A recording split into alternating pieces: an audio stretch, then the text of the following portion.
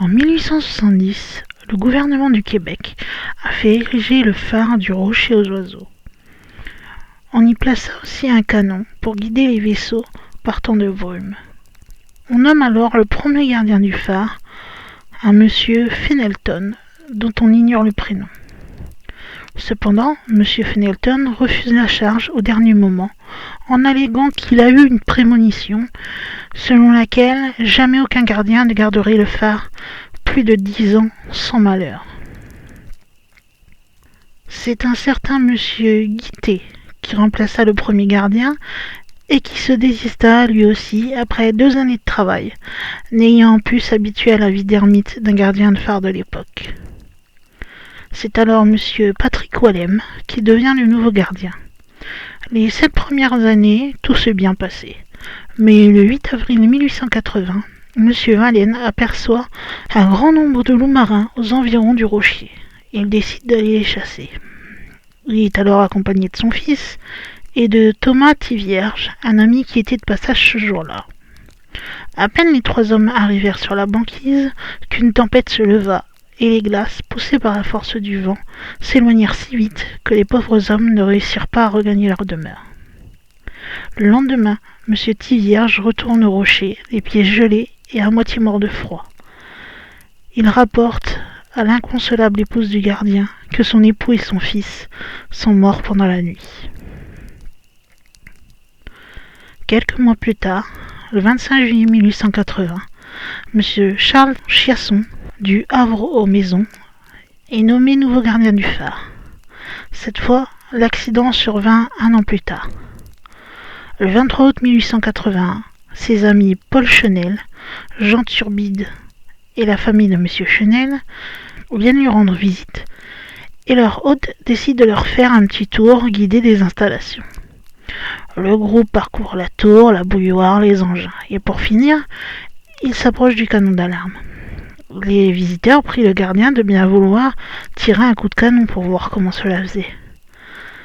Le gardien accepta pour céder au désir de ses invités, mais hélas, le canon explosa. Le gardien est alors tué sur place, tout comme son fils et M. Chenel. L'assistant du gardien décédé, M. Télesphore Turbide, est jugé compétent et nommé ainsi le nouveau gardien.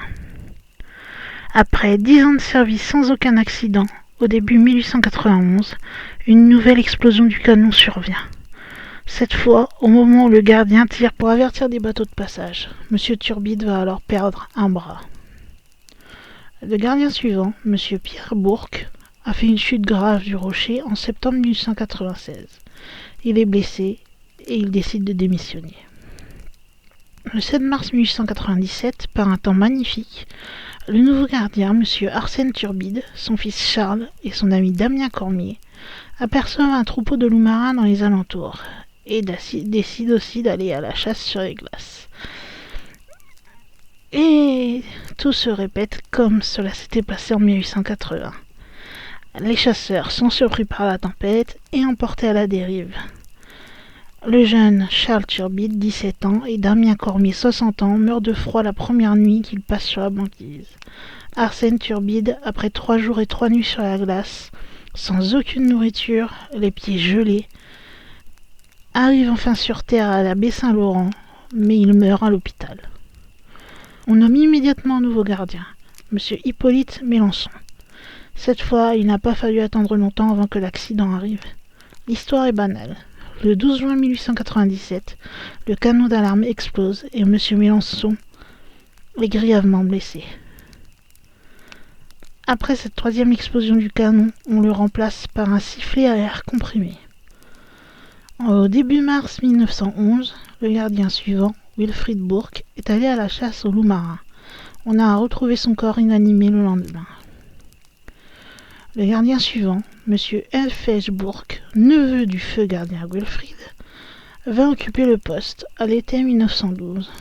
Pendant un certain temps, tout allait bien. Il n'est jamais allé à la chasse aux loups marins et le canon n'existait plus. Donc il ne pouvait pas être victime d'une explosion et il ne s'approchait jamais des ravins. Mais M. Elphège Bourque, son frère Albin Bourque et M. Phileas Richard sont morts à la suite d'un empoisonnement par l'eau qui s'est fait mauvaise après une longue conservation dans un réservoir où était probablement tombé un animal. L'année suivante, personne n'exprimant le désir de postuler pour le poste de gardien du phare, celui-ci fut alors abandonné.